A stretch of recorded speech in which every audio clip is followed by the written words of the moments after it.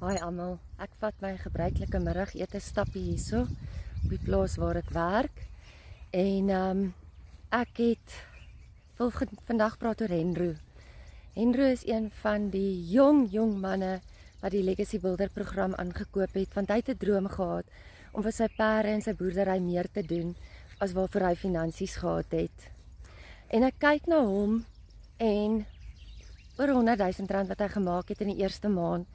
En iets wat my dadelik opval op sy video's is daai absolute kinderlike geloof in wat en wie hy is, daai selfvertroue, daai niks gaan my stuit nie, ek gaan die wêreld kanker. En ek dink aan ons, hoekom werk dit so goed vir hom en vir ons nie? En ek besef, die lewe het ons oor die jare sinies gemaak. Miskien het ons so geword negatief oor die klappe wat uitgedeel is oor die jare.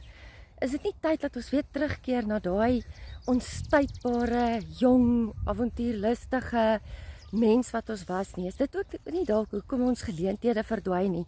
Want ons raak sinies, ons raak negatief, ons raak moedeloos.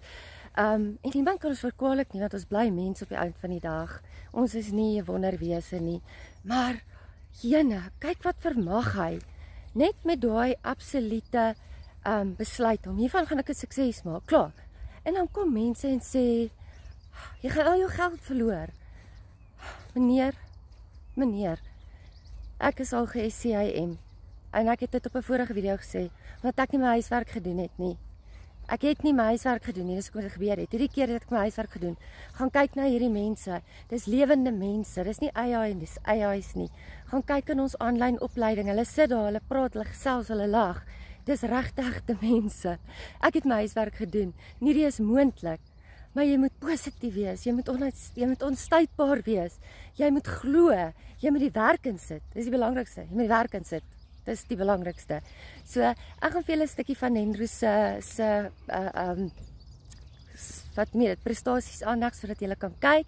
En as jy ekstra geld wil verdien in dollar deur 2 ure 'n dag van jou foon af te werk, asseblief stuur vir my of maak kontak met my, vra my vrae en ek antwoord jou. Lekker dag.